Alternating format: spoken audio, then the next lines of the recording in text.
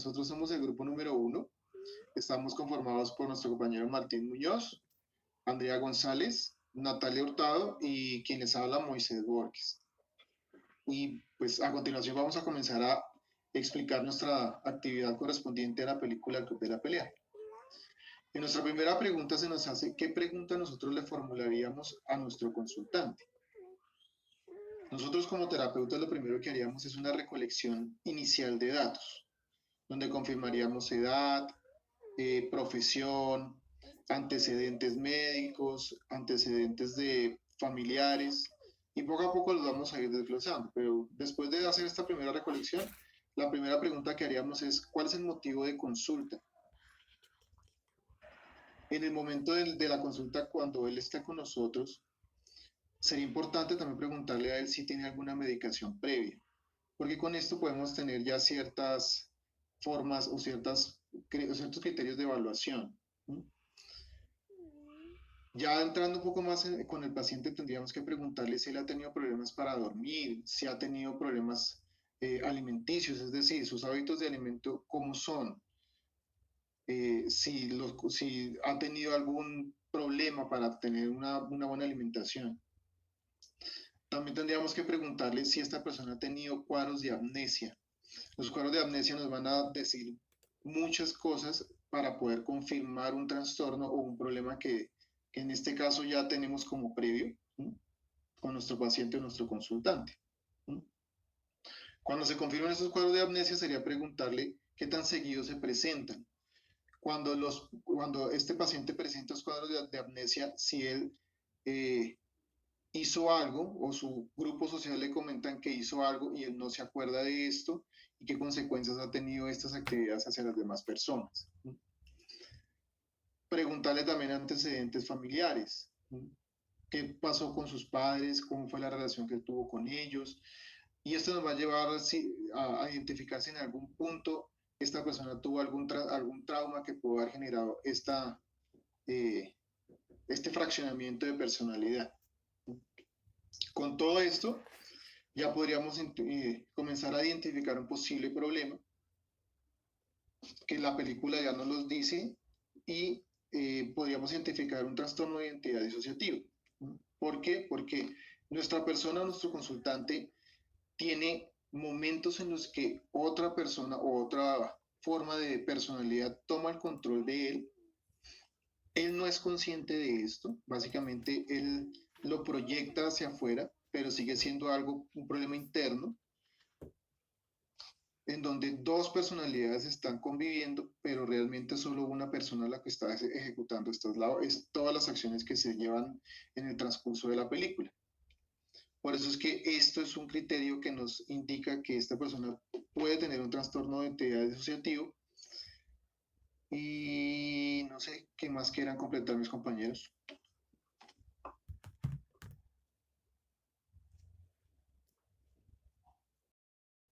Como venía diciendo mi compañero Moisés, y teniendo en cuenta las preguntas anteriores, nos formulamos la siguiente. ¿Qué pensamos acerca de Tyler? ¿Qué pensamos acerca del protagonista? Nuestro protagonista se encuentra en una sociedad capitalista, claramente se ve dentro del análisis de la película, gobernado por el consumismo, está sufriendo síndrome de burnout, pues trabaja para conseguir muchas cosas, pero deja de lado todo el tema de escape social, lo que hace que el sujeto empiece a entrar en una realidad paralela, donde encuentra una actividad que lo hace sentir placer, sin darse cuenta que se sumergió en un tema psicológico. Entonces, él empieza a tener una pulsión de autodestrucción, a destruir también todo lo que lo rodea, todo lo que está en general con él. Busca siempre manifestarse ante la sociedad sin darse cuenta de que está haciendo algún tipo de daño físico integral a su ser y adicional perdiendo la conciencia moral. Entonces, ¿dónde queda la conciencia moral de este personaje?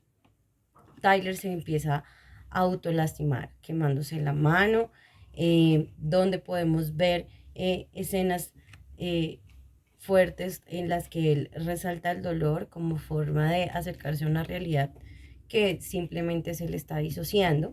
Entonces, para finalizar con el tema de cómo vemos nosotros a este personaje, resaltamos el tema de los esfuerzos que él hace para permitirse vivir en una sociedad. Cuando este protagonista descubre que Tyler es el que se ve invadido por la culpabilidad e intenta corregir sus actos, toma una decisión de entregarse a la policía, invadido por el sentimiento de culpabilidad, hace una introspección sobre lo que está haciendo, pero igual sigue recayendo en su propio yo, disparándose a silenciar, al poder vivir en una sociedad en la que no se sentía cómodo, en la que se desadaptaba. Entonces, pues tomando esto, iniciamos con el análisis psicológico de nuestro consultante o nuestro protagonista, que es Jack, y su doble personalidad, Tyler.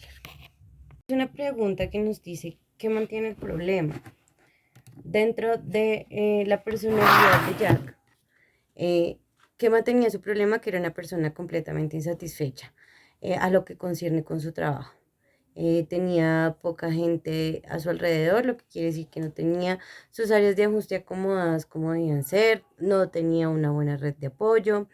Em, entonces él empieza a distorsionar la realidad, conoce a Tyler, una persona que es carismática, que es segura, que es extrovertida, que hacía lo que quería con su vida, y en ese momento estaba tan saturado que eso era lo que él buscaba y lo que él necesitaba. Entonces eventualmente pues eh, genera una estrecha relación con Tyler y empiezan todos esos sucesos. Los mantiene porque eso lo hace sentir de cierta manera vivo, lo hace salirse de la realidad en la que estaba acostumbrado, a la que venía proyectando, trabajando, esforzándose cada día por hacer cosas y no lograba resultados ni la satisfacción que quería dentro de, de su pirámide de mantenimiento jerárquico entre sus necesidades.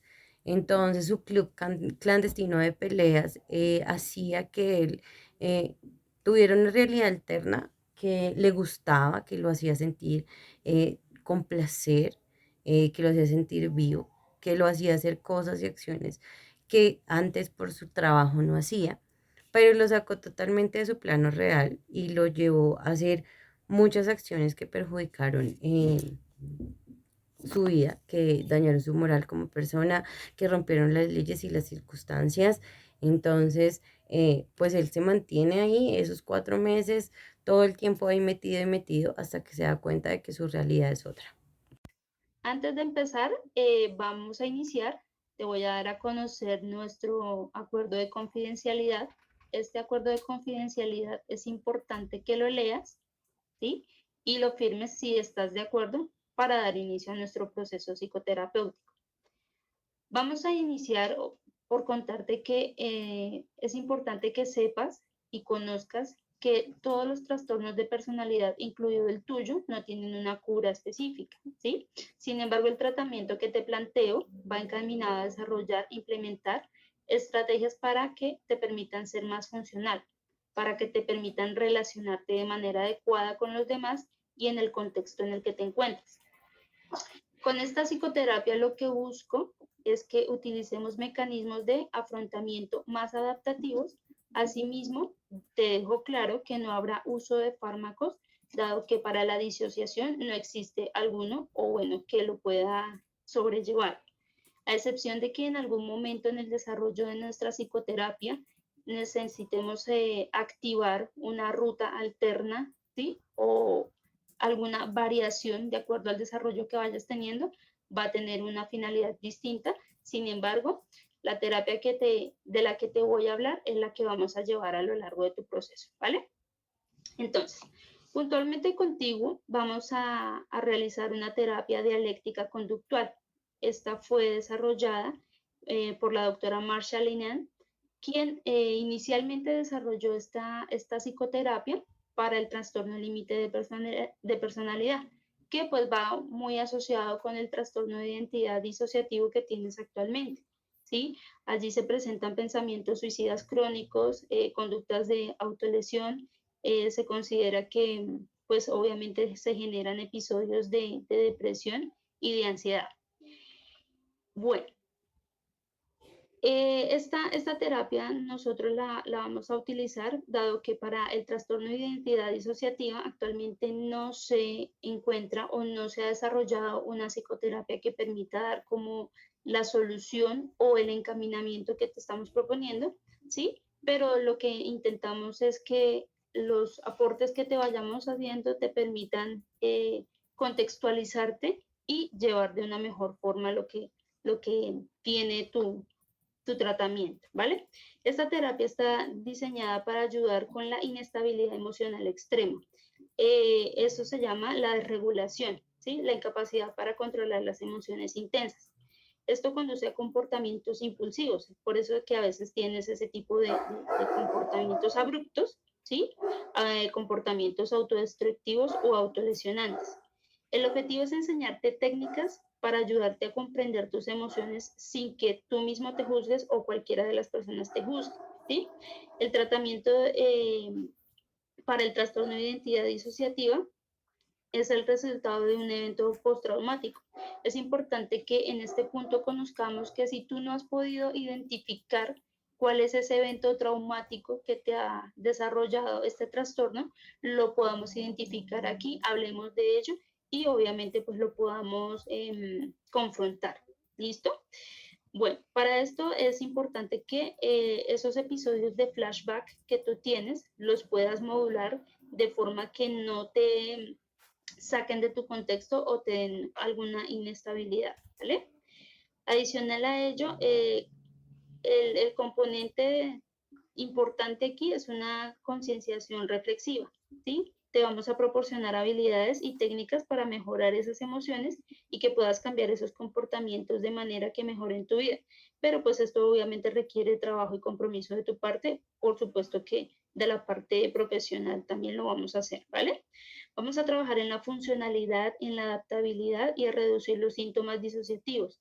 Vamos a aumentar tus capacidades, por ejemplo, las relativas a la regulación emocional. Eso quiere decir que estés centrado en el aquí y en el ahora y en las habilidades interpersonales. Generalizaremos las habilidades, es decir, lo que has aprendido aquí en la consulta debes aplicarlo pues obviamente en tu vida cotidiana, en tu vida diaria. ¿Listo? Este tipo de terapia te da la oportunidad de que haya un acompañamiento vía telefónica, ¿sí? Esta es una herramienta muy útil porque cuando tú sientas esos momentos de inestabilidad, puedes comunicarte con la atención de nosotros y automáticamente pues vamos a estar ahí para lo que tú requieras. ¿Listo? También vamos a trabajar en la motivación para que puedas reducir esas conductas disfuncionales que son pues realmente un objetivo ambicioso, pero si trabajamos juiciosos y si pones de tu parte y si obviamente se dan las cosas, pues vamos a poder reducirlos. ¿De acuerdo?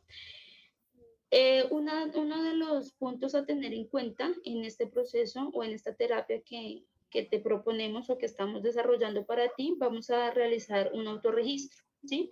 Este autorregistro es la toma de apuntes diarios en los que tú vas a describir las acciones y sentimientos que tú tengas y pues serán nuestro insumo para cada vez que nos encontremos en las sesiones de la psicoterapia. Lo que vamos a intentar también es estructurar el ambiente de forma que lo que te rodea a ti te permita contribuir a alcanzar los logros u objetivos terapéuticos, ¿sí? Que se convierta en algo positivo y no un reforzador de tus conductas desadaptativas. Bueno, adicional a ello es importante que conozcas que esta terapia, aunque la haya desarrollado la doctora Lennon en el año 93, no significa que antes no se haya tenido un estudio base sobre este, ¿sí? En este caso, pues también nos remitimos a Pierre Janet, que en el año 1913 planteó el tratamiento para trauma severo. En este identificó 3 fases y de esas 3 fases pues también obviamente se compone lo que va a ser el desarrollo de tu psicoterapia. ¿Listo? La primera de estas fases es la estabilización, que se centra en la reducción de riesgos y manejos de síntomas urgentes. Quiere decir que tú tengas las herramientas para que en adelante, cuando presentes obviamente los episodios en los que los alters, que quiere decir los diferentes tipos de personalidad que tú tienes en este momento, ¿sí?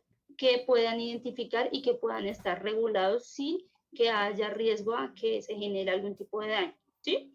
La segunda fase se centra en la confrontación e integración de las memorias traumáticas, y en la tercera fase se lleva a la rehabilitación con integración de una posible fusión. Quiere decir que todas las personalidades que componen tu trastorno, en este caso Tyler, que que esté contigo y te acompañe, y pues obviamente que no haya una disociación entre ustedes mismos, ¿de acuerdo?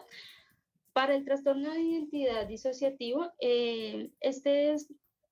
tiene una mayor duración. Esta es una psicoterapia que lleva un poco más de tiempo de las demás, ¿sí? Por la complejidad y severidad que tiene este tipo de trauma, ¿sí? Y adicional a ello, pues el hecho de que tú la tengas no significa que tengas todos los componentes que ya te describimos en el desarrollo de qué es el trastorno de identidad disociativo, pero sí tienes varios de estos síntomas, y por ello es que vamos a dar inicio con esta psicoterapia, ¿vale?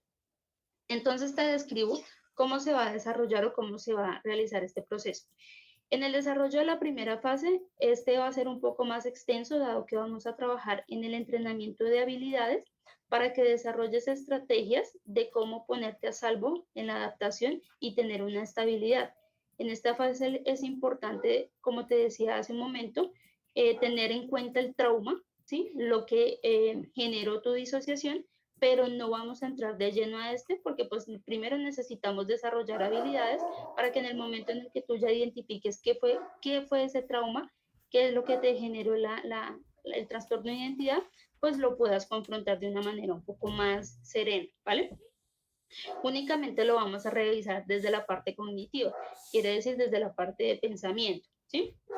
Ya después viene un énfasis en una alianza terapéutica y de psicoeducación, ¿sí? Porque necesitamos enseñarte claramente sobre lo que es tu diagnóstico, cuáles son los síntomas que tú tienes, y adicional a ello, pues lo que estamos haciendo en este momento, que es explicarte qué es lo que vamos a hacer contigo y cuál va a ser tu tratamiento. Lo que vamos a intentar es controlar tus síntomas para que sean manejables y puedas tener una mayor capacidad de relacionarte con los demás. En este caso es importante tener en cuenta que vamos a intentar elevar o aumentar la eficiencia y la energía mental. En este caso, cuando hablamos de energía mental, este nivel mental está directamente relacionado con la capacidad de adaptabilidad, haciendo uso de los recursos tanto mentales como físicos, para que puedas afrontar este trastorno, lo que implica, ¿vale? El nivel o energía mental sí está bajo los elementos que son como por ejemplo la autoestima, la capacidad de adaptación, la tranquilidad, y estos se ven directamente afectados, ¿vale? Cuando pues no trabajamos en ello. Bueno, adicional a esto, el trabajo mental es cuando nosotros hacemos un llamado a los buenos hábitos para el ser humano, que es que comas bien, que duermas bien, que hagas ejercicio, que tengas una vida saludable. Nos habías referido que tienes problemas para dormir, ¿sí? Entonces, se trata obviamente que vayas desarrollando capacidades y pues en este caso que tengas una buena energía mental para que todo lo que hagamos aquí pues te pueda servir, ¿vale? Y adicional a esto, si necesito que haya un consenso entre tu personalidad o entre tu alter, que se llama Tyler, y le expliques que va a tomar esta psicoterapia, ¿sí? Los dos son bienvenidos siempre que vengan a la psicoterapia, pero me gustaría de lleno, o por supuesto en la mayor parte de las sesiones, hablar con Jack, ¿sí? No significa que Tyler no pueda hablar, lo puede hacer, pero me gustaría que en primera instancia siempre habláramos con Jack, ¿sí? Pero si Tyler se quiere comunicar o quiere estar presente en la reunión, también lo puede hacer. ¿Listo?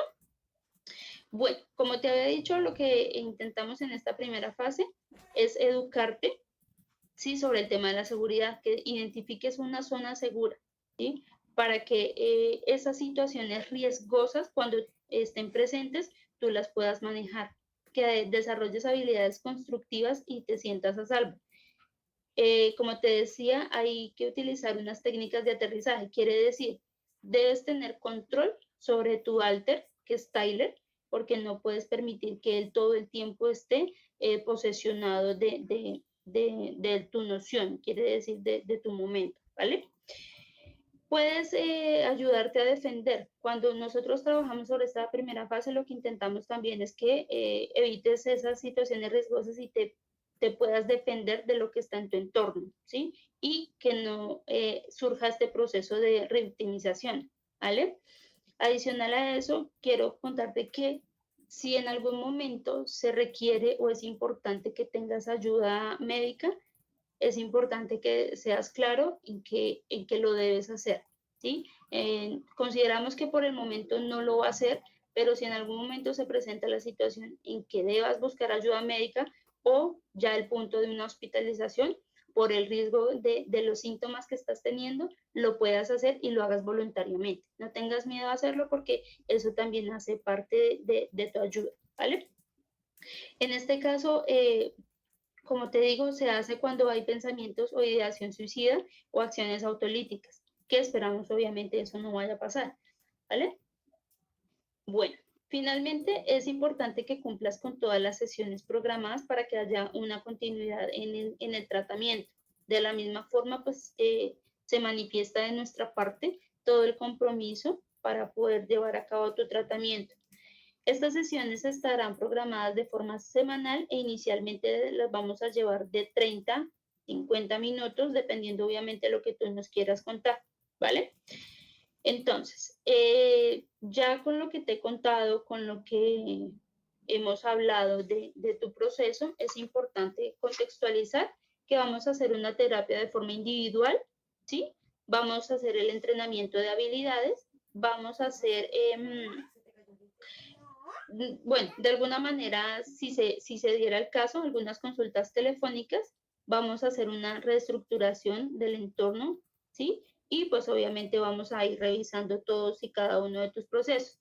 Es importante que en medio de este tratamiento haya una reestructuración cognitiva que te permita que esos pensamientos disruptivos que posiblemente llegas a tener en algún momento los puedas regular y obviamente tengas capacidad de negociación entre tu Walter y tú, pues para que obviamente puedas llevar mucho mejor o de una forma menos traumática tu trastorno, ¿vale?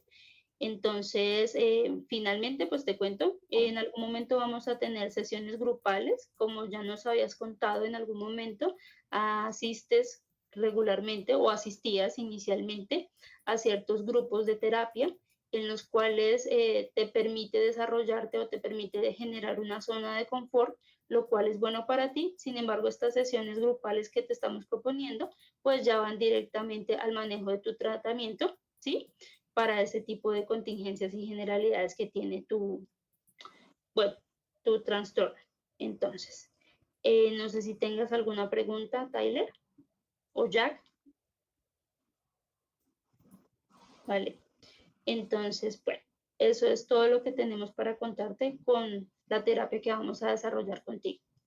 ¿Qué debe tener el terapeuta frente a este consultante? La actitud del terapeuta profesional de la psicología se debe basar primero que todo en la empatía que debe tener con su paciente. Debe tener conocimiento y herramientas suficientes para poder tocar los temas y abordar el tema específico que el consultante llega a tener con él en el momento de la consulta. Ser auténtico, tener coherencia y tener seguridad del tema que se está tratando. Y no debe emitir juicios de valor al momento en que el consultante está dando a conocer su problemática. Debe tener un espacio en el que el consultante se sienta con la tranquilidad y con la seguridad de que lo que está diciendo va a quedar únicamente tanto entre el consultante como con el terapeuta, y de ese espacio no va a salir. Por tal motivo tenemos que ser muy, muy reservados en toda la información que esta persona nos esté brindando. Se deben explorar de manera detallada los síntomas disociativos del consultante, como si estuviéramos tratando cualquier otro tipo de inconveniente o cualquier otro tipo de problema psicológico de cualquier paciente que nos llegue a consulta.